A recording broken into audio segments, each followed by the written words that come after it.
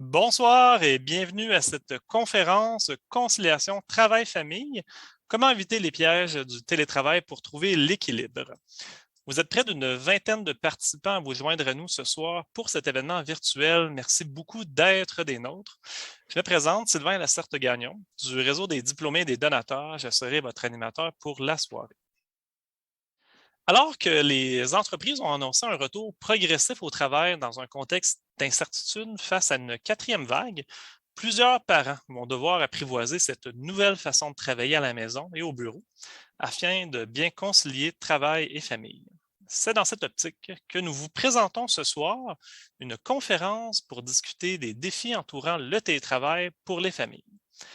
Donc, accompagnés de nos deux conférencières invitées, nous discuterons de la stabilité des horaires et de comment établir une routine efficace au travail et à la maison, des stratégies à adopter pour mettre ses limites et créer une coupure entre le travail et la vie de famille, mais aussi pour gérer les imprévus, de l'aménagement de son espace de vie et de travail à la maison, et finalement des moyens pour aider à favoriser le télétravail pour les familles vivant dans l'incertitude auprès de leur employeur. Donc, sans plus attendre, j'aimerais vous présenter nos deux conférencières invitées pour la soirée. Tout d'abord, Marie-Josée Nucci, diplômée de l'Université de Montréal au microprogramme en gestion de la qualité de vie au travail de la FEP. Vous détenez en plus une certification de l'Association canadienne pour la santé mentale, un programme de formation en santé et sécurité psychologique en milieu de travail. Vous êtes consultante en ressources humaines et spécialisée en santé et bien-être au travail, et vous accompagnez depuis plusieurs années les organisations dans l'analyse des besoins et la mise en place de solutions pour améliorer le mieux-être, la qualité de vie et la santé mentale des employés. Vous avez auparavant occupé plusieurs postes de direction et de chargé de projet au sein de grandes organisations. Votre expérience vous a, entre autres, amené à vous intéresser au mieux-être des employés, à leur engagement et à la performance liée au succès des entreprises. Donc, un gros bienvenue parmi nous. Merci d'être avec nous ce soir. Merci, Sylvain. Vous êtes accompagné ce soir de Catherine Fauché, diplômée en relations industrielles de l'Université de Montréal et détentrice d'un certificat en santé mentale, fondement et pratique d'intervention de la FEP. Vous êtes aussi membre de l'Ordre des conseillers en ressources humaines agréés. Vous êtes présentement conseillère syndicale au syndicat de l'enseignement de la Pointe de l'Île depuis 2005 et œuvrez principalement à l'application des conventions collectives et à la défense des intérêts collectifs de vos membres. Donc, à tous les deux, bonsoir. Merci beaucoup d'avoir accepté cette participation à notre conférence. Et avant de commencer, j'aimerais mentionner aux participants qu'il est possible de soumettre vos questions dès maintenant via le module questions-réponses au bas de votre écran, identifié Q&R. Donc, nous répondrons à vos questions en fin de soirée. Donc, je vais commencer avec une première question, en fait, pour Marie-Josée.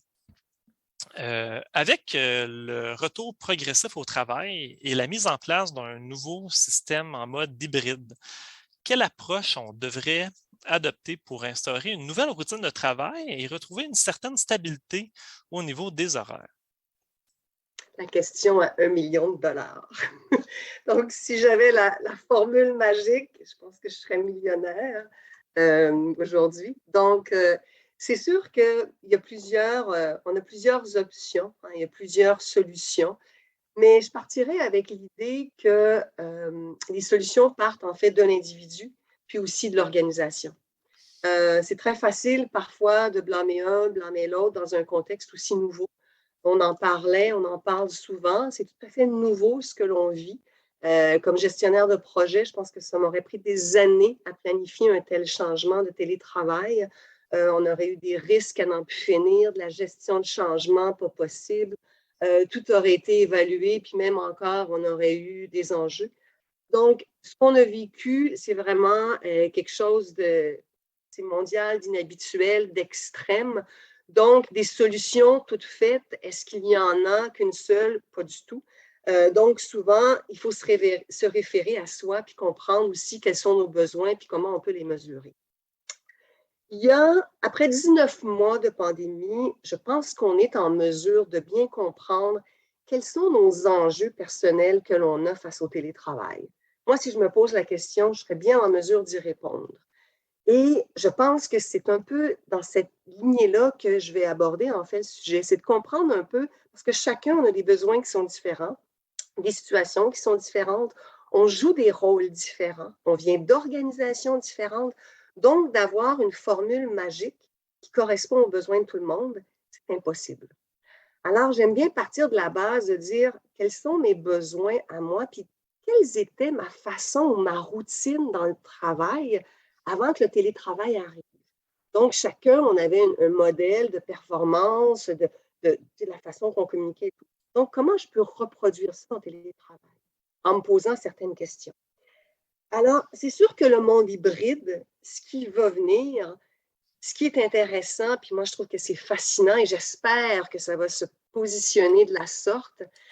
Ayant fait une formation en gestion de qualité de vie au travail, on n'a pas idée jusqu'à quel point la conciliation travail-famille était primordiale dans les organisations. Et j'espère que ce mode hybride-là va ouvrir les organisations à dire, OK, ce qu'on va mettre en place ne partira pas de haut, mais va venir d'en bas. Essayons de voir ce que nos employés, les rôles qu'ils occupent, les fonctions qu'ils ont, qu'est-ce qui pourrait, écoutons-les et essayons de mettre en place des plans vraiment au niveau de l'organisation. Alors, c'est vraiment mon rêve du mode hybride. Je pense que plusieurs organisations sont vraiment dans cette lignée-là. Donc, c'est vraiment ce que je souhaite. Alors, regardons peut-être les enjeux principaux au niveau du télétravail. Donc, on parle souvent de déconnexion. Je pense que c'est le plus gros, pas je pense, c'est vraiment le plus gros enjeu au niveau du télétravail, la déconnexion. Les gens n'y arrivent pas, ou y arrivent très difficilement, ou certains encore plus que d'autres. Donc, avant, dans l'époque, on le savait, on partait du bureau. Qu'est-ce qui me motivait à partir du bureau? Qu'est-ce qui faisait que j'avais l'impression d'avoir complété ma journée? Et qu'est-ce qui fait que je fermais, que je partais chez moi, alors qu'aujourd'hui, on a la tendance de travailler beaucoup plus longuement, des plus longues heures. Donc, ces questions-là, je peux souvent me les poser moi et avoir une réponse. Peut-être que ma façon de gérer mon temps, elle n'est pas aussi bonne qu'au travail. Peut-être que je n'ai pas la même motivation. Peut-être que je n'ai pas la même concentration. Et si c'est le cas, qu'est-ce que je peux mettre en place? Quels sont les éléments que je peux faire pour justement m'aider à être un peu plus fonctionnel dans mon télétravail? Et souvent, à ça, j'ajouterais que très souvent, on est très dur envers soi.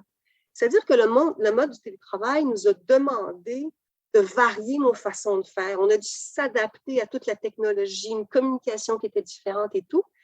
Et là, on se demande un peu de s'habituer à tout ça et à être performant à tous les niveaux. À un moment donné, on a envie un petit peu de prendre du recul puis de voir, OK, peut-être que ma façon de travailler aujourd'hui, elle est différente et que j'accomplis autant qu'avant, mais j'ai l'impression de ne pas le faire autant qu'avant. Alors, parfois, c'est une perception et non une réalité. Je vais vous donner un exemple de cet enjeu-là. Je parlais il n'y a pas tellement longtemps en consultation à un professeur au cégep qui disait d'ailleurs que c'était difficile pour elle parce qu'elle avait l'impression parfois d'avoir terminé son travail, qu'elle avait des cours à faire, puis que c'était en virtuel, puis qu'elle avait l'impression qu'elle avait beaucoup de temps qui était disponible à elle, puis qu'elle avait l'impression de ne pas travailler autant. Là, je lui ai dit, mais peut-être que ta charge de travail est différente de ce qu'elle était. Alors, notre point de référence, c'est, ben, avant, à l'époque, je travaillais d'une certaine façon, je remplissais ma journée d'une certaine façon, j'accomplissais certaines tâches, alors qu'aujourd'hui, peut-être que j'ai à me poser certaines questions puis à me dire, ben, non, finalement, je suis aussi, sinon plus efficace qu'avant. J'ai réussi à tout faire ce que j'aurais fait en temps normal qui m'aurait pris plusieurs heures. Et j'ai du temps à moi, peut-être pour moi, pour récupérer, puis aussi pour peut-être faire d'autres choses. Pour revenir à la déconnexion, je vais juste en parler parce que c'est vraiment un sujet qui est très complexe et compliqué, à savoir quelles sont les solutions. Qu'est-ce qu'on peut faire? Tout d'abord, on le sait, la santé mentale en a fait plusieurs enjeux à dire ça prend une déconnexion. Pour la santé mentale, pour la productivité, on doit s'arrêter à un moment donné. Le cerveau en a besoin. Alors, quels sont les rituels que je pourrais faire à travers ma journée de télétravail pour m'imposer cette déconnexion-là? Qu'est-ce que je pourrais faire qui pourrait, moi, me parler? Est-ce que c'est de mettre des rappels sur une minuterie? Est-ce que c'est d'appeler une collègue ou quelqu'un pour m'aider à faire cette déconnexion-là? Qu'est-ce qui pourrait me permettre? Est-ce que c'est du temps que je dois m'accorder vraiment dans mon agenda et me l'imposer? C'est quoi les moyens que j'ai pour faire cette déconnexion-là? Est-ce que c'est aussi de vraiment laisser tous mes outils de travail là où ils doivent demeurer, c'est-à-dire laisser mon laptop ou autre matériel de travail pour ne pas faire en sorte que ça chevauche tout le temps et que je n'ai pas cette espèce de limite-là. Alors, c'est sûr qu'il y a plusieurs éléments qu'on pourrait faire, il y a plusieurs enjeux. On parle de déconnexion au travail, mais il y en a plusieurs autres. Hein. On parle de gestion de temps qui devient compliquée aussi. On parle de la motivation que les gens n'ont pas nécessairement. Encore là, c'est de se poser la question et de se dire, qu'est-ce que je peux faire, moi, pour retrouver cette motivation? Qu'est-ce que j'avais avant qui me motivait dans mon quotidien au travail que je n'ai plus? Est-ce que c'est l'interaction avec mes collègues? Est-ce que c'est le sentiment d'appartenance? Si oui, qu'est-ce que je peux faire, moi, comme personne, mais aussi, hein, je parlais de l'organisation tout à l'heure, qu'est-ce que l'organisation peut faire pour justement adresser ces enjeux-là aux employés et dire, OK, parlons-en ouvertement, quels sont vos enjeux? Et on en a parlé beaucoup, on a cette question-là de prendre le pouls des équipes, c'est essentiel de le faire.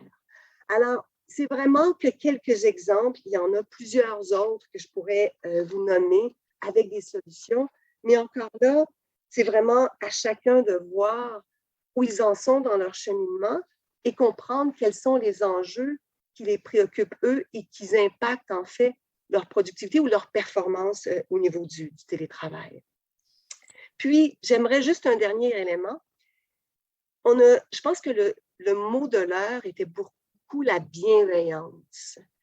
Et je le rappelle un peu parce que durant cette grande transition-là, et encore avec le retour au travail, on ne sait pas ce qui nous attend. Ce sont des zones grises. C'est de l'inconnu qui peuvent, pour certains, causer de l'anxiété, etc. Donc, ce mot-là de bienveillance qui peut paraître ésotérique, mais qui a vraiment sa raison d'être aujourd'hui. Il y a même des organisations qui l'ont mis dans leur culture d'entreprise, hein, d'avoir de l'empathie, d'avoir de la bienveillance. On en a besoin aujourd'hui plus que jamais. Donc, voilà, c'est très rapide d'aborder le sujet parce qu'il y aurait plein de trucs dont on pourrait parler, mais ça donne une idée un peu de l'aperçu des enjeux et de l'enjeu principal. Merci beaucoup, Marie-Josée. Je comprends qu'il y a plusieurs éléments là, qui viennent affecter un peu notre réalité en télétravail. On parlait de la gestion du temps qui est différente pour beaucoup de monde. Puis, tu parlais de bienveillance. Puis je voudrais rebondir, en fait, sur cet élément-là pour peut-être poser une question à Catherine, parce qu'on parle beaucoup d'être bienveillant envers soi-même, d'accepter qu'on ne peut pas tout contrôler dans notre environnement, surtout en ce moment, ça change très rapidement, mais il y a quand même des éléments sur lesquels on peut peut-être avoir un certain contrôle. Donc peut-être pour Catherine, est-ce qu'il y a des stratégies qu'on peut adopter pour mettre ses limites, pour créer des coupures entre le travail et la vie de famille à la maison, mais aussi peut-être pour gérer les imprévus. On sait que les familles vivent beaucoup avec les imprévus au niveau des horaires, entre autres. Donc, est-ce qu'il y a des stratégies qu'on pourrait mettre en place à ce niveau-là?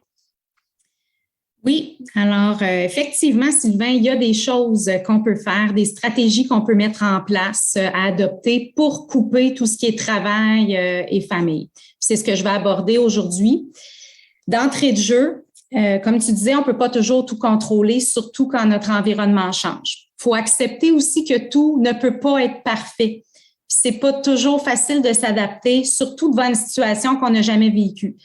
Il n'y a personne, je crois, ce soir qui a vécu une pandémie. Là. Je pense que la dernière, les gens doivent avoir dans les 70 ans passés, là, ceux qui ont vécu une pandémie, les derniers. Donc, c'est la première fois qu'on vit ça.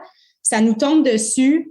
Personne ne pouvait prévoir que ça allait arriver. Puis moi, je me souviens encore, on est au mois de mars, puis je reçois un courriel comme quoi que mon employeur m'a dit « Vous partez tous à la maison. » Là. Ça a été comme ça. Puis je pense que ça a été un bouleversement là, pour plusieurs personnes. Donc, pour plusieurs travailleurs, on s'est retrouvés du jour au lendemain en télétravail à la maison. On a dû s'organiser rapidement pour s'adapter. aux nombreux changements parce qu'on s'est retrouvés pour plusieurs sans équipement, sans bureau. Moi, je vois encore des gens en Team ou en Zoom qui étaient sur leur table de cuisine. Là. D'ailleurs, ça paraît pas, mais ce soir, je suis sur ma table de cuisine. Donc, c'est un peu ça, le télétravail, c'est de se revirer. Donc, la table de cuisine devient le bureau. Internet qui fonctionne pas bien. Concilier aussi travail avec les enfants à la maison. C'est bien beau le télétravail, mais qu'en plus, on était en confinement puis on avait les enfants. Je parle pour moi puis pour plusieurs collègues autour de moi, mais c'est pas facile de travailler quand nos enfants nous parlent sans cesse puis on veut s'en occuper. Faire l'école à la maison aussi, ça a été une préoccupation. Là, on s'est rendu compte qu'on n'est pas tous nés pour être enseignants. Ça a été difficile. Fait que quand on combine tout ça avec l'isolement, le confinement et le stress aussi de l'inconnu, parce que la pandémie, là, à chaque jour, on apprenait des nouvelles données. Donc, tout ça ensemble, tous ces grandes choses-là, ça fait en sorte qu'à un moment donné, on ne pouvait pas s'attendre au même niveau de performance qu'on a habituellement. Et même encore aujourd'hui, on est en train d'apprivoiser le télétravail. Là. C'est quelque chose qui est récent. Là. Oui, ça a toujours existé, mais pour la majorité d'entre nous, là, c'est quelque chose de nouveau. Alors, quand on se retrouve dans une situation comme ça, dans un contexte de grand changement, ce qu'on devrait faire, puis qu'on ne fait pas tout le temps, bien, c'est d'être bienveillant envers soi. Marie-Josée en a glissé un mot tantôt, là, je vais y revenir. C'est quoi être bienveillant envers soi? Bien, c'est être indulgent envers soi-même, prendre soin de soi. Parce que la personne avec qui on est le plus dur, c'est souvent nous-mêmes, c'est pas avec les autres. Si on ne prend pas soin de soi, si on ne se veut pas du bien, bien, il n'y a personne qui va le faire. Être bienveillant envers soi, c'est aussi d'ajuster ses exigences de performance. On ne peut pas s'attendre à être au même niveau qu'à l'habitude en contexte de changement. Puis, il faut aussi se donner le temps de s'adapter. Pourquoi qu'on parle de bienveillance? Parce qu'il faut se protéger, entre autres, de l'anxiété. C'est en gros ça qui peut se passer. Et la bienveillance va impliquer de mettre des limites, de les respecter puis de les communiquer aux autres. Une des limites que je vais aborder, Marie-Josée en a glissé un mot sur le droit à la déconnexion. C'est quelque chose de majeur, là, puis c'est pas pour rien qu'on entend droit à la déconnexion un peu partout. Parce qu'avec la technologie de l'information, on se retrouve tous un peu dans ce que j'appellerais l'hyperconnectivité. Ça veut dire être disponible tout le temps, puis en tout temps. De par les technologies de l'information, on est connecté partout. Fait qu'il faut à un moment donné se couper du travail. Si on ne décide pas de le faire, on pourrait être constamment là, pris par le travail parce qu'on a maintenant nos courriels sur notre cellulaire, on a la tablette sur le coin de la table, on a un ordinateur qui est ouvert.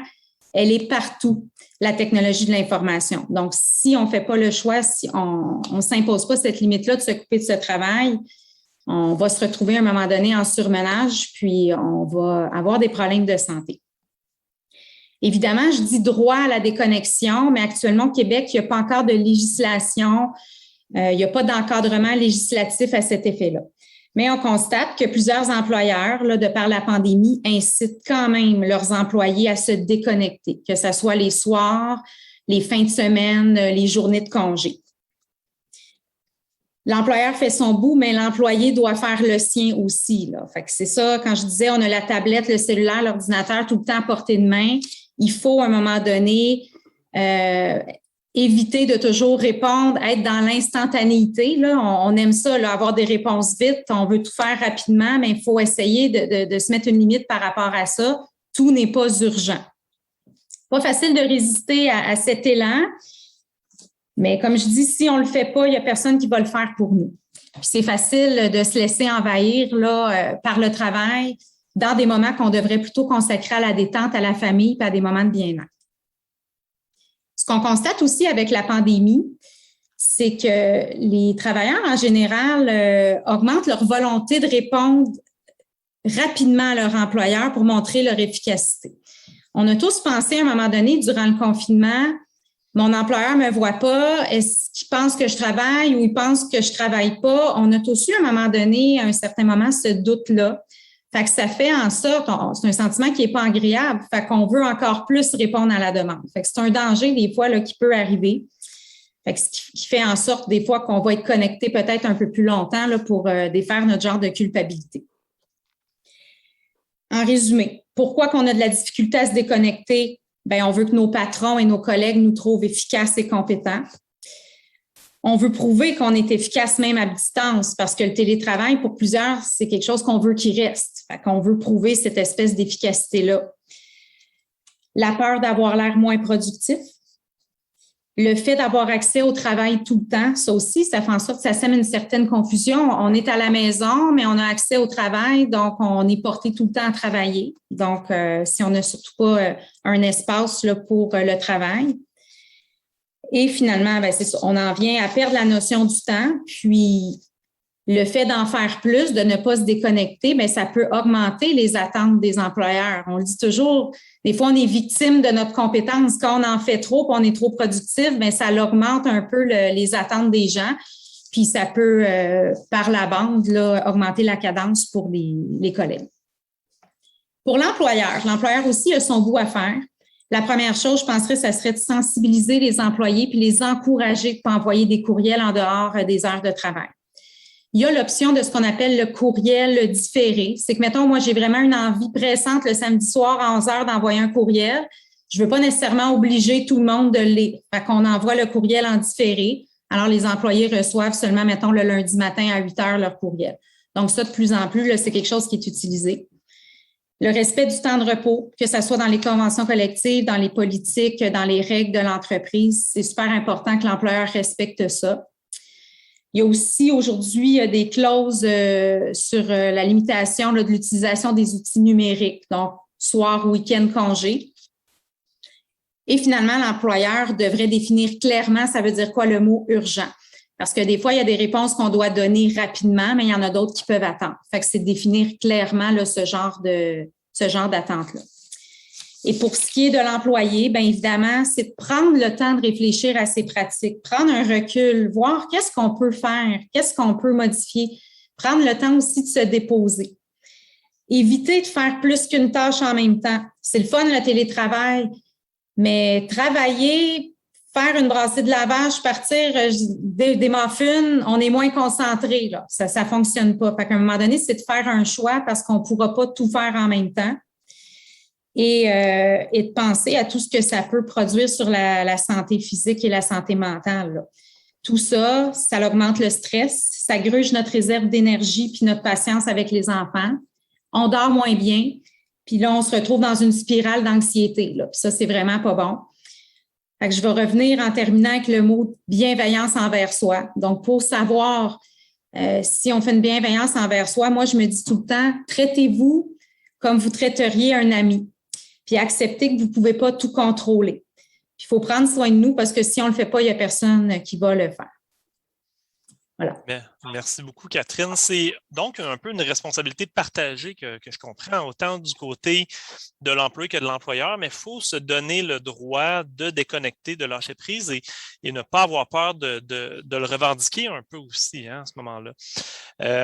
Très intéressant. Il y a un élément qui semble problématique en ce moment, puis que j'aimerais aborder, c'est évidemment la question de l'aménagement de l'espace de travail et de l'équipement de bureau. Donc, plusieurs personnes s'en sortent très bien en ce moment, d'autres moins. Peut-être une question que j'aimerais adresser à Marie-Josée. Comment on peut optimiser l'espace que l'on a à la maison pour avoir un lieu de travail efficace et fonctionnel, mais surtout avec des enfants où on peut avoir des enjeux au niveau des pièces qui sont disponibles à ce moment-là pour convertir en bureau ou autre. Donc, comment on pourrait nous aider, en fait, pour améliorer cet aspect-là? En fait, je vais quand même commencer en faisant du pouce avec la bienveillance, parce que même si c'est très cliché, je pense que parfois, on a cette crainte-là que tout à coup, qu'il arrive quelque chose durant ma réunion en télétravail, puis tout à coup, que mon enfant arrive ou qu'il me dérange ou quoi que ce soit.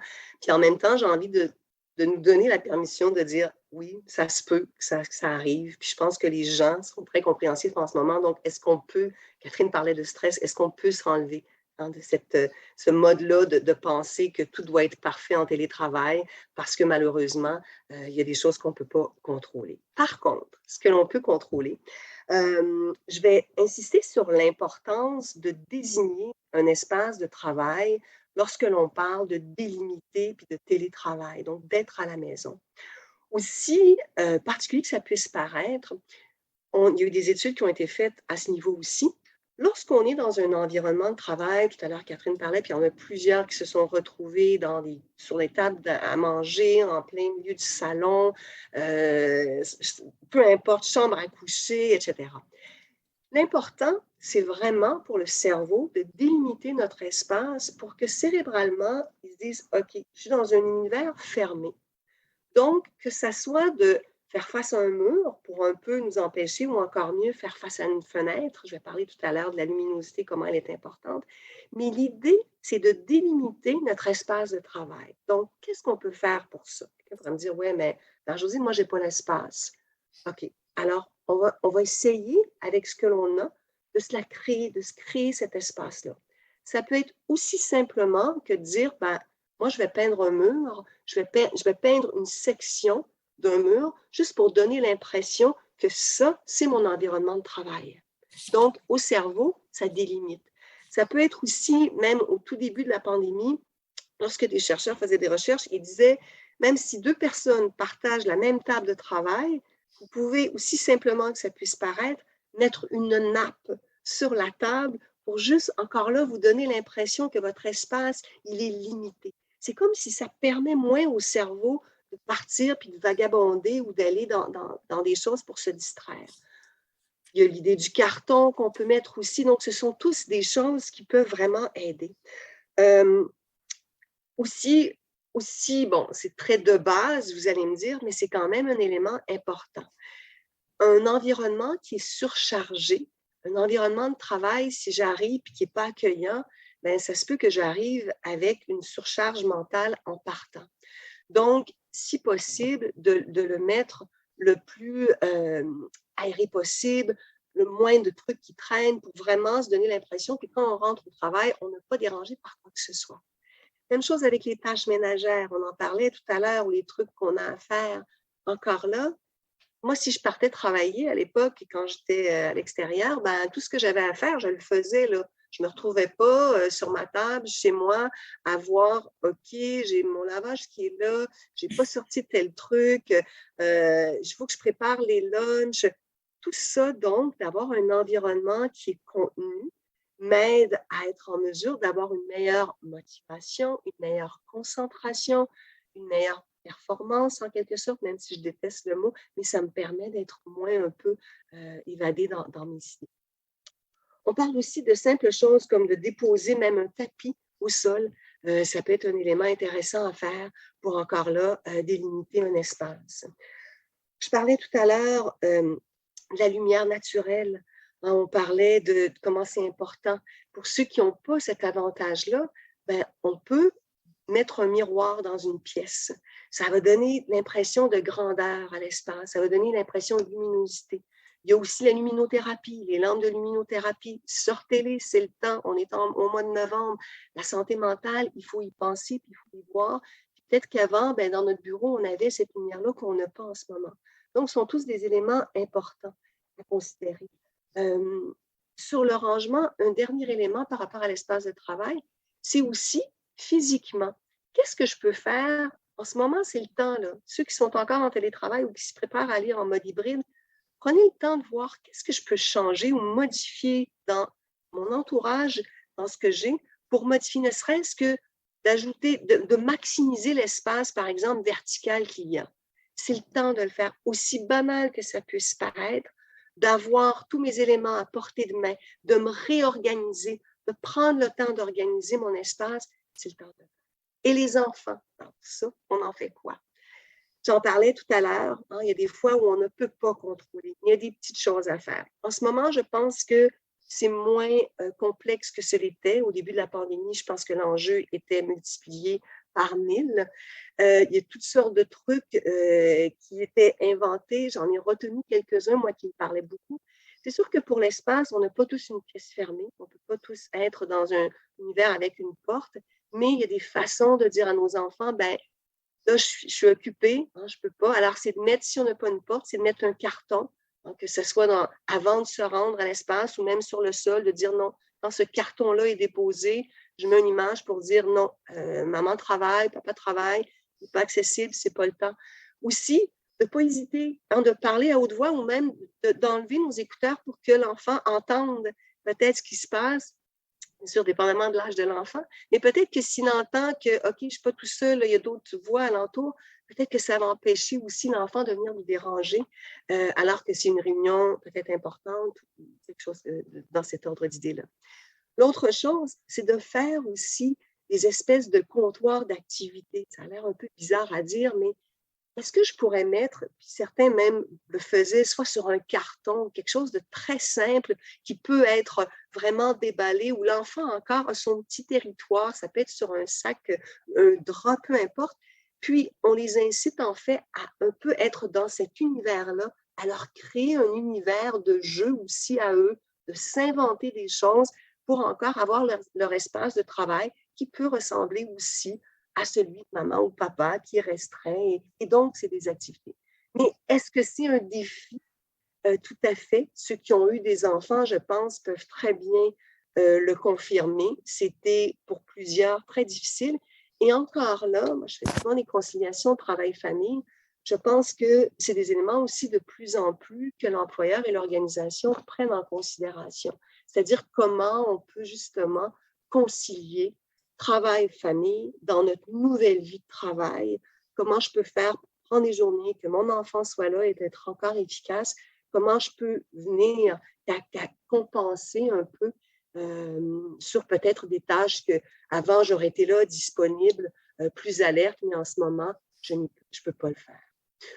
Une autre chose aussi, au niveau, tantôt on parlait de la performance au travail avec les enfants. Si c'est possible, d'essayer de voir quel est le moment de la journée, quelles sont mes tâches que j'ai à accomplir aujourd'hui.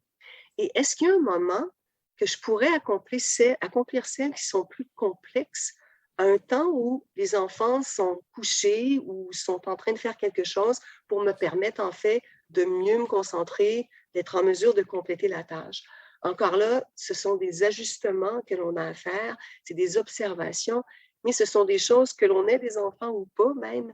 Dans le quotidien, c'est quelque chose qu'on peut faire de se dire, ben moi, c'est le matin que je suis plus productive et donc, avec la journée que j'ai, ben, certaines tâches, c'est à ce moment-là que je devrais les compléter parce que je sais que ça va être beaucoup plus rapide pour moi et plus efficace pour les faire à ce moment-là. Donc, c'est sûr qu'il n'y a pas encore là une solution qui répond à tout le monde, qui répond à tous les besoins. Certains n'ont pas eu ces enjeux-là parce qu'ils avaient de nombreuses pièces, donc qui leur permettaient d'avoir chacun un environnement qui leur était propre. Mais encore là, je pense que c'est important de mettre ses limites pour soi, puis aussi voir qui est impacté quand on ne les met pas. Donc, c'est aussi des fois d'avoir des discussions familiales pour se respecter chacun dans nos limites. C'est important de faire cet exercice-là. Alors, ça ressemble un peu à ça au niveau de l'environnement de travail des enfants. Merci beaucoup, Marie-Josée. En fait, c'est intéressant. Ce que je comprends, c'est qu'évidemment, tu l'as abordé plus tôt, il n'y a pas de solution miracle, mais il faut quand même être créatif, je pense, dans nos solutions pour essayer d'améliorer notre environnement de travail. Évidemment, on ne peut pas inventer une pièce de plus si c'est ça l'enjeu, mais on peut essayer de se trouver des trucs pour rendre ça plus grand, pour jouer un peu avec ce qu'on a le contrôle, donc jouer un peu avec notre environnement, mais beaucoup de créativité dans les solutions que vous amenez pour essayer d'avoir un bureau plus fonctionnel à la maison, surtout avec les enfants, on l'a abordé là, tantôt, donc des pistes de solutions vraiment intéressantes. Une question et un point que j'aimerais aborder maintenant avec Catherine, c'est évidemment les politiques de retour au travail. C'est quelque chose qu'on entend de plus en plus parler. Plusieurs entreprises ont déjà annoncé leur couleur, mais pour plusieurs travailleurs, on reste encore dans une zone grise sur les modalités de télétravail. Plusieurs même sont confrontés à une certaine fermeture face au télétravail ou au travail en mode hybride. Comment on peut aborder la question avec son employeur? Ça peut être très anxiogène, surtout pour les familles qui doivent, on en a parlé plus tôt, composer avec des imprévus, des horaires qui changent, l'école, la garderie. Donc, comment on peut faire pour aborder cette question-là? Donc, une question que je pose à Catherine. Alors, oui, moi, je vais parler plus dans le fond, parce que c'est ce qui commence à être pas mal sur la table, là, tout ce qui est politique de télétravail, là, en lien avec tu parlais de retour, les politiques de retour au travail. Là, moi, je vais plus aborder les politiques de télétravail. Avant toute chose, il faut dire que la pandémie, là, ce qu'elle a mis en lumière, c'est le grand retard là, qui accuse les organisations concernant le virage numérique. On est assez loin en matière d'organisation du travail là, de ce que la technologie pourrait nous permettre. Par conséquent, le confinement puis l'obligation de faire du télétravail pour un bon nombre de travailleurs, là, puis durant plusieurs mois, bien, ce que ça a créé, bien, ça a créé des attentes chez les travailleurs avec raison. Parce que ça a permis pour plusieurs de concilier beaucoup plus facilement le travail et la famille, par exemple la réduction du temps sur la route, ce genre de choses-là. Et finalement, on a réalisé qu'il y a beaucoup de tâches qui peuvent être réalisées en télétravail. Fait que c'est sûr, ça crée des attentes pour ceux qui ont été forcés, entre guillemets, d'être en télétravail là, durant la dernière année. C'est sûr que si on retourne en arrière, avant la pandémie, le télétravail, ça existait déjà. Donc, ce n'est pas un nouveau concept. Pour ce qui est de la conciliation travail-famille aussi, ce n'est pas un nouveau concept, mais ce n'était pas du tout, je dirais, une panacée. Là, on en entend parler, mais ce n'est pas la majorité des organisations, malheureusement, qui sont encore rendues là. Ce qu'on marque depuis la fin de l'été, c'est que les organisations y ont amorcé le retour en présentiel. Puis, certaines organisations se questionnent sur la possibilité soit de garder en totalité le télétravail, en partie ou pas du tout. Fait qu'on a vraiment de tout actuellement là, au jeu. C'est vraiment un sujet de l'heure. Là. Moi, il n'y a pas une journée, je crois que je parle à quelqu'un de différent, on finit tout le temps par parler de télétravail. On me demande, toi, tu vas être encore en télétravail, comment ça se passe, tout ça. On dirait que tout le monde se préoccupe de savoir qu'est-ce qui se passe avec le télétravail parce que c'est vraiment quelque chose... pas quelque chose, mais une tendance, là, à mon avis, qui est là pour rester. Mais c'est comme si personne actuellement est capable de trouver le modèle idéal. C'est un peu ça que Marie-Josée disait au départ, là, à la première question. C'est que si on avait la recette, on serait millionnaire. Là. Tu sais, c'est un peu ça. Il n'y en a pas de modèle idéal. Il faut vraiment y aller en fonction de l'organisation puis en fonction des individus aussi. Mais moi, j'aime bien penser que pour l'avenir, les politiques de télétravail qui vont être élaborées, j'aime bien penser qu'ils vont laisser place à beaucoup de flexibilité puis que ça soit des politiques qui soient humaines. Mais pour revenir à la question de départ, là, Sylvain, effectivement, là, actuellement, plusieurs travailleurs se retrouvent dans une zone grise concernant les modalités. Il y en a qui veulent être en télétravail, mais l'employeur dit non, il n'y en aura pas. C'est vraiment un refus catégorique.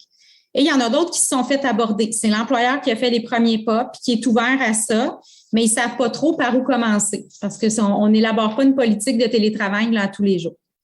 Alors, comment on fait pour aborder cette question-là avec l'employeur, qu'il fasse les premiers pas ou pas, là, de quoi qu'on peut parler? Je ferais peut-être juste un petit contexte plus juridique. Là, au niveau des modalités de télétravail, normalement, c'est déterminé par l'employeur à l'embauche ou encore par une convention collective. Si au départ, vous arrivez à un emploi, puis la condition d'emploi, c'est que vous travaillez dans les lieux de l'organisation, bien, c'est fixé, je vais le dire comme ça. Il n'y a aucun cadre législatif actuellement qui dit au Québec qui vient régir le télétravail. Fait qu'il faut se référer à ce qu'on a comme loi, la loi sur les normes du travail, la loi sur les accidents de travail et les maladies professionnelles ou la loi sur la santé et sécurité au travail, ou encore, là, comme je le dis, dans une convention collective. Si on ne retrouve rien là-dedans, c'est vraiment le droit de gérance qui s'applique et l'employeur peut déterminer où travailleront les employés. La jurisprudence, de son côté, elle vient nous dire que le lieu de travail peut être une condition d'emploi qui ne peut pas être modifiée unilatéralement par l'employeur. Fait que ce qui a été convenu à l'embauche, c'est ce qui demeure. Donc, pour quelqu'un qui ne voudrait pas, par exemple, être en télétravail, parce que ça se peut aussi, là, quelqu'un qui ça ne l'intéresse pas et qui ne se sent pas confortable avec ça, si la condition d'embauche, c'était que je travaille dans les bureaux de l'employeur ne peut pas imposer qu'il travaille, mettons, à 100% télétravail. S'il le fait, ça serait considéré comme un congédiement déguisé. Par contre, l'exception, durant la pandémie, on a tous eu une imposition de travail à la maison en quelque sorte. Pourquoi? Parce que l'employeur nous envoyait à la maison s'il ne pouvait pas respecter les règles sanitaires là, imposées par la santé publique. Donc, d'où le décret. Mais ce n'est pas parce qu'on a travaillé à la maison de façon forcée qu'on peut conclure que le télétravail maintenant est inclus comme une nouvelle condition d'emploi. On ne peut pas voir ça comme ça. Mais si vous voulez que le télétravail devienne une modalité là, pour vos lieux d'exécution, il y a différentes façons de faire. Il y a, comme je vous disais, par convention collective, par une politique ou par une entente qui a une durée déterminée dans le temps. Comment on peut aborder l'employeur? Évidemment, là, tout dépendant du type d'organisation, s'il y a plusieurs départements, syndiqués, pas syndiqués, il y a différentes façons de faire. Mais essentiellement, chaque individu a ses besoins. Donc, idéalement, ça serait de faire partie de la discussion, d'être consulté sur les modalités de télétravail. De parler aussi à l'employeur du travail hybride. On en a glissé un mot là, précédemment dans la conférence. Télétravail à 100%, ça peut paraître un peu contraignant pour l'employeur. Mais quand on parle de travail hybride, parce que certaines tâches qui peuvent être exécutées au bureau, puis il y a d'autres tâches, on est beaucoup plus productif à la maison. Donc, ce travail hybride-là, ça peut faire un peu moins peur. Puis de faire une liste, de départager un peu les tâches, ça peut aider l'employeur là, dans la réflexion là, de sa politique. Aussi, d'y aller par projet pilote. Proposer différents modèles avec un bilan après une certaine période de temps. Ça aussi, c'est moins contraignant. Quand on impose un modèle, mettons sur 1 an ou 2, ça peut faire peur parce qu'on n'a pas encore la recette gagnante. Donc, si on y va avec un projet pilote, on se rassoit au bout de 3 mois, on discute qu'est-ce qui a bien fonctionné, qu'est-ce qui n'a pas bien fonctionné et on se réajuste. Ça peut être une formule gagnante, puis l'employeur risque plus que d'acheter ça. Vous pouvez aussi fonctionner par table de travail ou par comité là, pour éviter que tout le monde soit pris à travailler là-dessus. Et finalement, il faut comprendre que l'employeur, ça reste un humain comme tout le monde, puis la résistance au changement, les humains, on a de la difficulté, on résiste au changement. Donc, il faut laisser un temps de s'acclimater avec tout ça. Ça va se faire peut-être sur une longue période. Et la confiance se gagne quand même tranquillement. C'est quelque chose de nouveau, puis il faut pouvoir se faire confiance dans ce processus-là. Pour terminer, pour vous aider à argumenter, si jamais c'est quelque chose que vous envisagez au travail, de pouvoir parler à l'employeur, je vous dresserai une liste d'avantages que j'ai répertoriés du télétravail. Tout d'abord, ça peut aider à la conciliation travail-famille. On en a parlé amplement. Ça donne plus de temps en famille, l'horaire est plus souple. Ça permet d'augmenter sa qualité de vie. Évidemment, à la maison, quand on est seul, là, quand les enfants ne sont pas là, ça peut pour certaines personnes augmenter la tranquillité, la concentration. Là, c'est ça, on n'est pas tous pareils. Là. Il y en a qui ont besoin de beaucoup de bruit, mais il y a certaines personnes que c'est un avantage de travailler à la maison, ça augmente leur concentration. Évidemment, pour l'employeur, un avantage, ça peut être l'attraction du personnel parce qu'on ne se cachera pas que de plus en plus, les jeunes qui arrivent sur le marché de l'emploi, puis même les plus vieux, là, je commence à me considérer dans les plus vieux aussi, on aime avoir de la flexibilité, puis avoir des modalités de conciliation travail-famille. Et le télétravail fait partie de ces critères-là. Donc, pour l'employeur, là, il va permettre de retenir puis d'attirer du personnel. Ça peut aussi réduire des coûts, autant pour l'employeur là, que pour l'employé. Et finalement, pour certaines personnes, ça peut réduire un stress de ne pas se sentir toujours contrôlé, là, avoir quelqu'un qui nous regarde derrière l'épaule.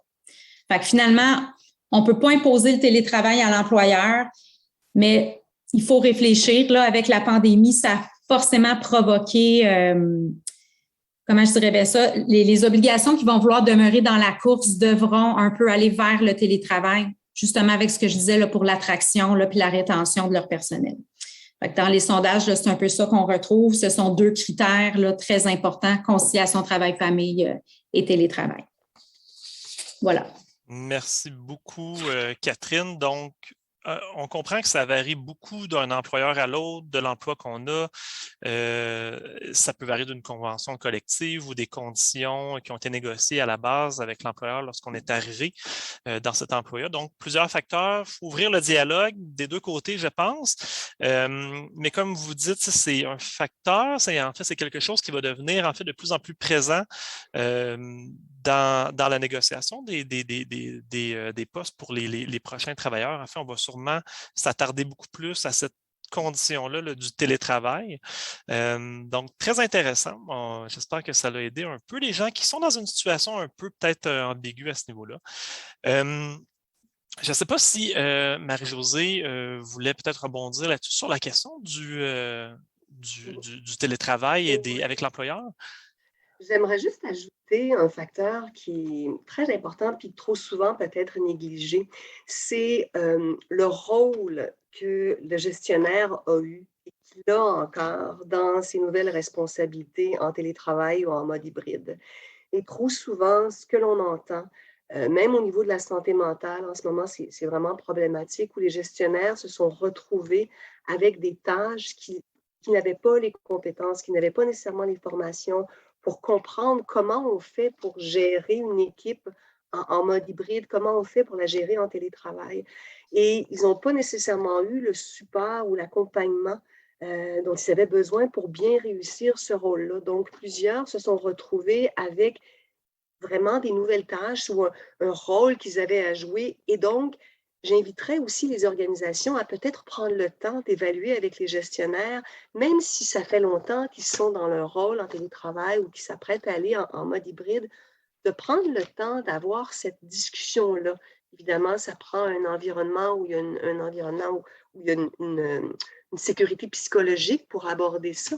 Mais c'est important pour le gestionnaire de le dire s'il ne sent pas qu'il a les compétences ou qu'il a les outils nécessaires pour justement bien gérer son département, son équipe, la rendre efficace parce que contraint à trop de responsabilités, une surcharge de travail ou peu importe, ou la personne même contrainte à la conciliation travail-famille qui peut être problématique. Donc, j'inviterais vraiment, c'est un sujet d'actualité et trop souvent négligé. On prend pour acquis que le gestionnaire, il est là, puis il va faire le rôle, mais ce n'est pas nécessairement toujours facile pour cette personne-là, puis de leur apporter d'un support, en fait, de sentir qu'ils sont bien appuyés. Donc, tout ça, c'est très important. Merci beaucoup, Marie-Josée. Écoutez, merci beaucoup, Marie-Josée, Catherine, pour ces échanges qu'on a eus. Évidemment, on pourrait discuter encore longtemps du sujet. Puis on a commencé la discussion en disant que c'est quelque chose qui est difficile à répondre puis à trouver vraiment des solutions tout fait, il n'y a pas de solution magique. Je pense que c'est le mot qu'on a commencé avec ça, puis on va le répéter tout le long de la soirée. Mais on va tout de suite, par contre, prendre quelques questions de nos participants qui nous ont été envoyées par mon collègue Jérémy. Mais avant de prendre les questions du public, je rappelle à tous qu'il est possible de poser encore vos questions dès maintenant en utilisant le module clavardage au bas de votre écran identifié Q&R. Et on va essayer de couvrir le plus de questions possible. Donc, une première question qui est adressée pour les deux. Alors, anonyme, une question, on nous demande au bureau, les opinions et préférences face au télétravail sont très différentes. Certains sont adeptes du travail au bureau 7 jours sur 7, d'autres à mi-temps, d'autres resteraient en télétravail à 100%. En tant qu'employeur, comment se positionner pour garder la dynamique de l'équipe et ne pas créer de frustration au sein de son équipe? Quand on a des gens qui veulent rester en télétravail, il y en a qui veulent moins. Pour garder, je pense, la cohésion au sein de l'équipe. Je peux peut-être faire un petit bout, peut-être Marie-Josée pourra rajouter. Là, la question m'interpelle beaucoup parce que nous aussi, on le vit au bureau. Là. Puis je pense que ça doit rejoindre beaucoup de personnes. On est tous différents, on a tous des besoins différents. Puis c'est un peu ça qu'on a dit durant la conférence.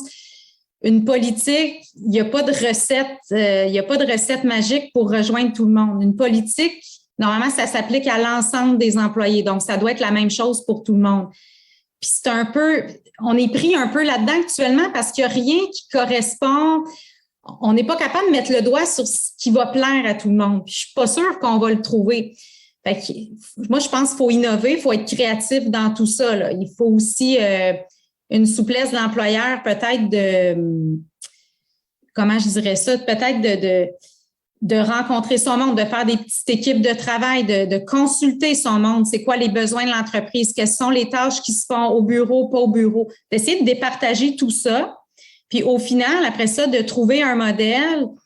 C'est sûr qu'on n'empêchera jamais la jalousie entre les gens, il y aura toujours des je vais dire, petits conflits, là, c'est sûr, si on voit ça partout, mais ça peut pas... Moi, je ne crois pas qu'une politique, je vais essayer de le dire comme ça, je ne pense pas qu'une politique va rejoindre tout le monde, mais peut-être qu'il peut y avoir d'autres types d'ententes. On voit ça aussi, des ententes plus individuelles ou des ententes, par exemple, une telle, elle a 3 enfants monoparentales, bien, ça se peut qu'au niveau de la conciliation travail-famille, elle ait besoin plus de temps. Donc, on pourrait jaser comme ça longtemps. Fait que je pense qu'il va faire preuve de souplesse. Mais qui ne pourra pas, dans une situation comme ça, avoir une politique qui va plaire à tout le monde. Il y a toujours quelque chose qui ne plaira pas. Ça, c'est mon opinion, là, et par expérience. Là. Puis, Catherine a tout à fait. Moi aussi, je suis dans la même vraiment optique que Catherine. Puis, j'ajouterais aussi que les sondages anonymes, ils sont très efficaces. Peu d'entreprises les font, mais ils peuvent très bien se faire. Alors, moi, j'ai collaboré avec des gens qui ont fait des sondages anonymes auprès de leurs équipes. C'est sûr que le nombre d'employés doit être quand même comme respectable, parce que c'est sûr que si c'est une trop grosse entreprise, une trop grosse organisation, parfois ça peut être un peu complexe, mais même encore, c'est possible d'être fait. Mais prenez le temps de faire des sondages auprès de vos employés. Essayez de déterminer, de comprendre c'est quoi leurs besoins. Essayez de voir qu'est-ce qu'ils ont comme préférence. Puis, comme un peu pour faire ce que Catherine disait, puis faire du pouce aussi, c'est de voir est-ce qu'on est obligé au niveau de l'organisation de faire vraiment une politique très rigide, très détaillée pour chaque département, ou est-ce que chaque département ne pourrait pas arriver avec une politique adaptée en fonction de leur rôle, de leurs besoins et des membres de l'équipe? La concurrence en ce moment, elle est féroce. La rétention, expérience employée, c'est le mot à la mode en ce moment. Ceux qui regardent les offres d'emploi, le télétravail, il est là. Les gens sont vraiment, c'est ce qu'ils veulent, c'est ce qu'ils recherchent.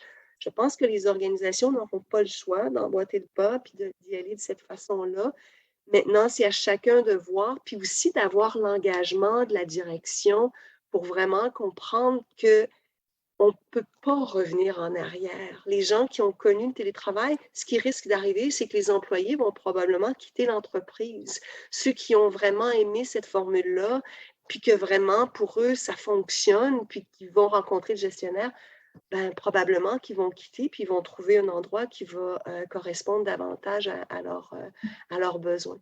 Alors, c'est important d'avoir cette ouverture-là. Hein. Je pense on est dans un monde maintenant où il y a de la flexibilité, il y a une ouverture, il y a aussi, c'est multigénérationnel, puis on doit l'adresser. C'est vraiment, la porte, elle est grande ouverte pour faire place au changement. Je pense que s'il y a quelque chose de bien, c'est que la pandémie a apporté ça, en fait. Ce désir-là, cette obligation-là même, je dirais, de changer. Conciliation travail-famille. Être flexible, faire preuve d'ouverture, puis on le comprend, hein, c'est un peu le mot d'ordre, un peu, là. Surtout dans des situations, comme vous dites, qu'on n'a pas vécues. C'est tout nouveau. On va prendre, merci beaucoup pour les réponses. On va prendre une deuxième question tout de suite, une question encore anonyme pour tout le monde. On nous demande, en télétravail, bien souvent, on sait quand on commence, mais pas vraiment comment arrêter. Comment mieux gérer son horaire et avoir le sentiment du travail accompli sans se laisser envahir par le désir de terminer toutes ses tâches? Donc, très bonne question. Je peux y aller. C'est une excellente question. Puis je pense que trop souvent, quand arrive la journée, on est comme dans le mode action, puis on va emboîter le pas, puis sans même prendre le temps parfois de regarder ce que l'on a à faire. Il y a plusieurs techniques, en fait, pour bien gérer même notre façon de travailler. Il y en a une technique que certains parlent, le Pomodoro, qui est une technique, je ne sais pas si certains connaissent, mais c'est une technique qui a été utilisée même pour certains étudiants. Le concept, en fait, c'est de mettre une minuterie durant une période de 25 minutes pour vraiment être stimulé par ce temps-là. C'est-à-dire que la personne qui travaille, elle a l'impression d'avoir à compléter durant un temps très précis. Et par la suite, après cette durée-là, il y a un temps de pause qui s'effectue.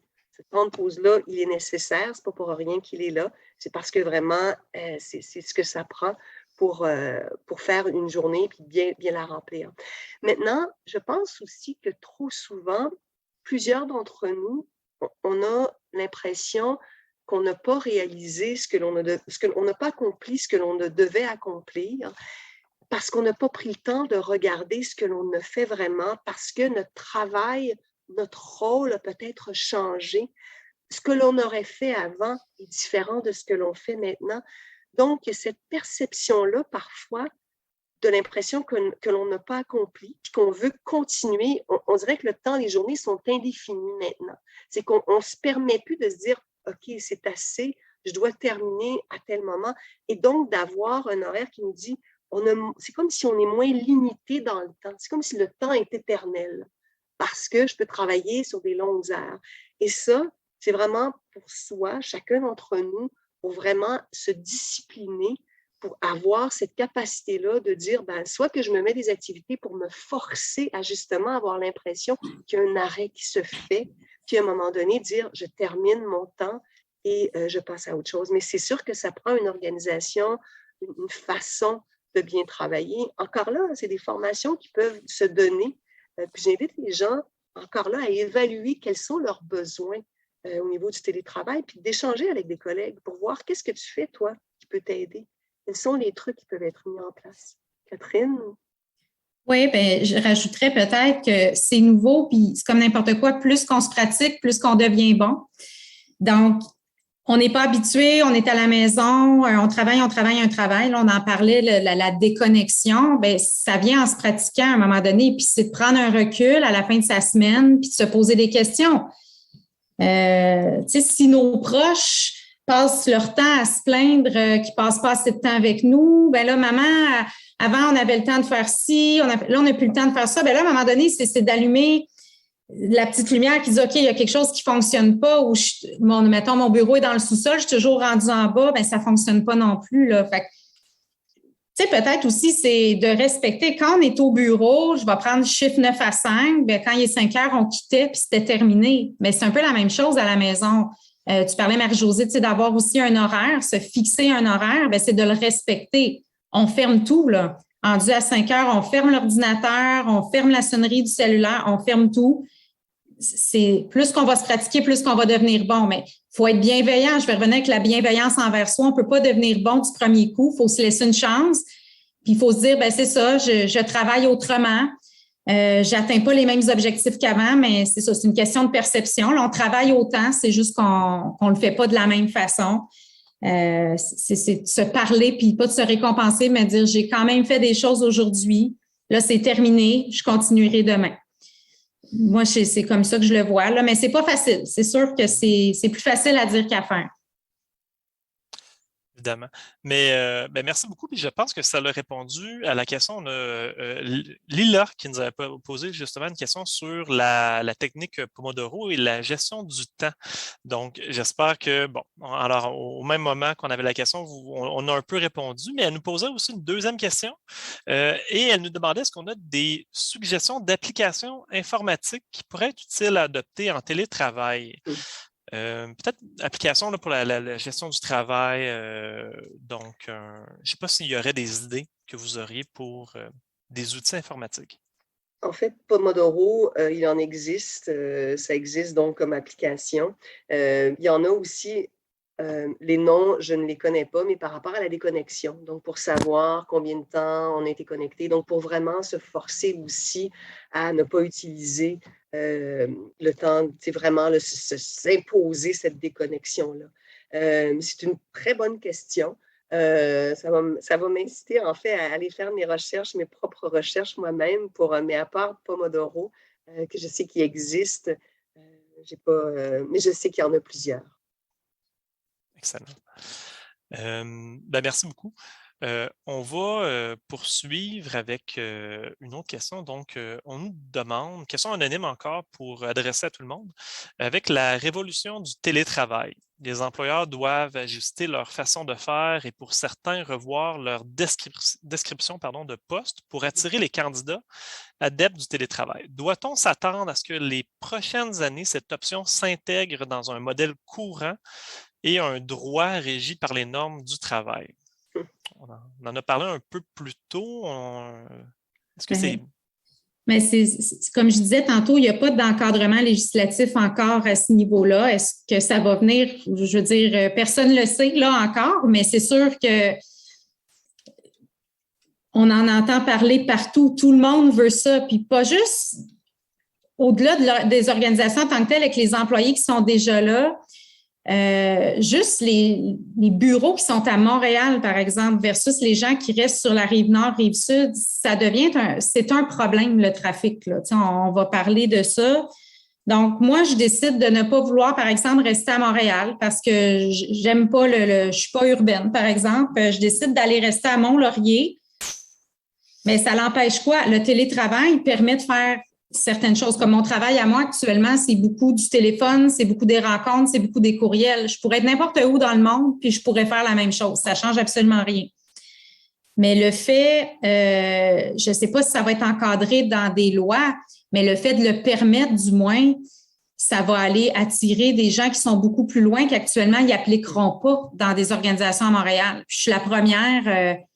À un moment donné, j'ai voulu changer d'emploi, tout ça, mais ça me rebute à aller travailler dans les tours à bureau à Montréal. Je veux rien savoir de faire 2 heures de voiture ou le transport en commun, tout ça, on n'est pas tous, on veut pas tout ça nécessairement. Fait qu'en fait, ils n'auront pas le choix de suivre, à mon avis, les organisations. Comme je disais, s'ils veulent rester dans la course, ils n'auront pas le choix de s'adapter. Mais est-ce que ça va être encadré dans les lois? C'est dur à dire, là, parce que dans le fond, vous parliez de la loi sur les normes, c'est des normes minimales. On commence à en voir dans certaines conventions collectives. On voit des politiques. Je ne suis pas convaincue que les normes du travail vont parler de télétravail. Mais c'est à voir, là. Mais je vous dirais qu'à mon avis, les employeurs, ils n'auront pas le choix de suivre s'ils veulent rester dans la course. Merci beaucoup. On a une question pour Marie-Josée. Comment favoriser une routine de télétravail à la maison alors que mon travail m'oblige à travailler en soirée dans un environnement familial où il y a beaucoup d'interactions avec les enfants, on nous dit préparation des repas, les devoirs, etc. Donc, comment qu'on peut faire pour s'aider un peu? Ouais. En fait, moi, la première chose qui me vient en tête, c'est d'avoir une discussion avec mon gestionnaire. J'essaierai de voir, en fait, est-ce qu'il y a possibilité, est-ce que je suis obligée de faire ces heures-là? Est-ce qu'il y a possibilité peut-être d'avoir un horaire qui serait différent? Est-ce que, je ne connais pas tous les détails, mais est-ce qu'il y a un conjoint? Est-ce qu'il y a quelqu'un qui pourrait parfois prendre la relève? Il y a beaucoup aussi à l'intérieur de certains quartiers d'aide qui se sont développés pour vraiment l'aide à la famille, l'aide aux devoirs, des choses comme ça, donc qui pourraient venir en aide. Mais moi, mon premier réflexe, ce serait de dire, moi, je parlerai à mon employeur pour voir qu'est-ce qui pourrait être fait et est-ce que quelque chose pourrait être fait. C'est sûr que si la personne a été engagée avec ces heures précises-là, puis le télétravail, mais c'est ça, je pense que la flexibilité est de mise en ce moment. Super. Excellent. Bien, merci beaucoup. Et on va prendre une dernière question pour Catherine. On nous demande, le cellulaire étant fourni par ma compagnie, je reçois plusieurs textos, courriels en soirée, donc un enjeu de soirée. Comment aborder ce sujet délicat avec mon employeur alors qu'il devient de plus en plus difficile de faire une coupure entre travail et famille avec des jeunes enfants?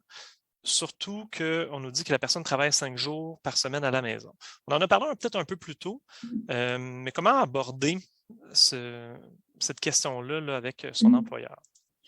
C'est sûr que c'est délicat parce que lorsqu'on a un cellulaire qui est payé par l'employeur, mais ça nous suit. Là. Je ne veux pas dire c'est comme si on avait une laisse, là, mais c'est un peu ça. On est tout le temps connecté au travail. Il faut voir dans un premier temps que l'employeur, est-ce que, là, je ne connais pas votre travail, mais est-ce qu'il y a une convention? Est-ce qu'il y a un horaire? Si l'horaire est de 9 à 5, même si le téléphone est fourni par l'employeur, je ne vois pas pourquoi la personne aurait à répondre au-delà de ses heures de travail.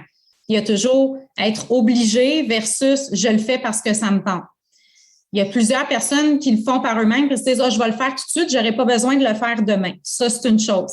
Si c'est la personne qui ne met pas ses limites, bien là, c'est de se responsabiliser soi-même. Si c'est l'employeur qui oblige, mais à ce moment-là, pour moi, j'aurais une discussion avec l'employeur en lui disant écoute, tu m'as envoyé un courriel hier soir me disant que c'était urgent, répondre, bien, ça m'a pris 30 minutes de répondre au courriel, mais pour moi, c'est du temps travaillé. Fait que temps travaillé égale temps rémunéré, à moins que ça soit un salaire qui est réparti sans nombre d'heures par semaine, là, mais il faut voir les conditions de départ de travail avec l'employeur.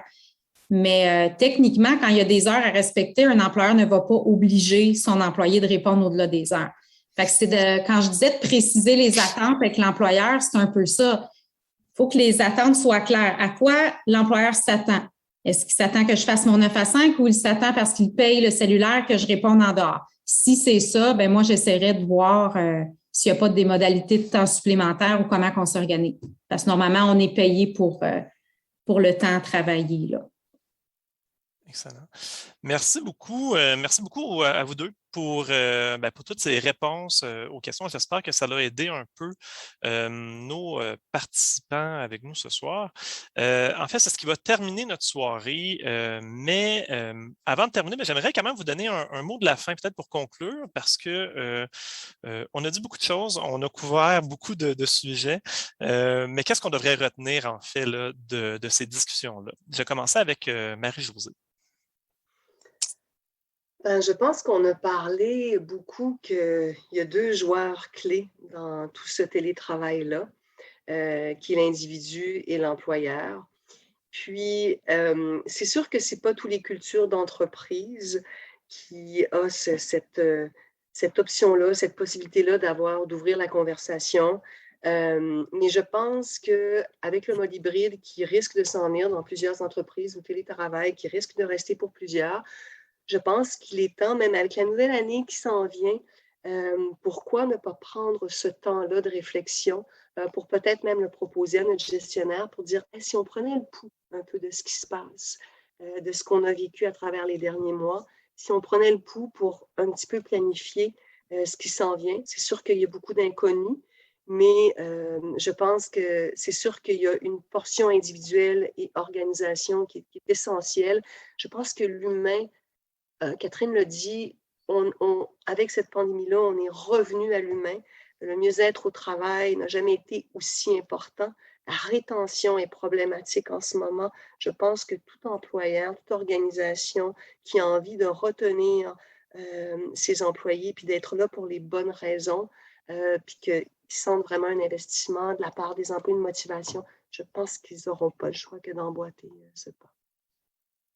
Merci beaucoup, Marie-Josée. Catherine? Bien, un peu dans le même sens, 2 acteurs importants, là, employés, employeurs. Je pense qu'il faut que ça travaille ensemble. La communication, elle est super importante.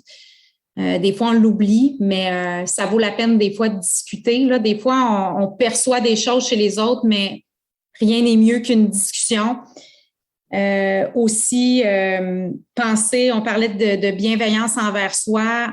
On en parle, mais on ne le fait pas assez. On est très sévère envers nous-mêmes. Il faut se laisser une chance, surtout en contexte de changement. Ça nous a toutes frappé de plein fouet. Bon, on est aussi ce soir, je comprends qu'on s'en est sorti, mais on est encore en adaptation, on apprivoise encore la bête, là, tout ce qui est télétravail, tout ça. La pandémie, ce n'est pas terminé. Ça semble allant s'améliorant, mais on ne sait pas ce qui nous attend. Donc,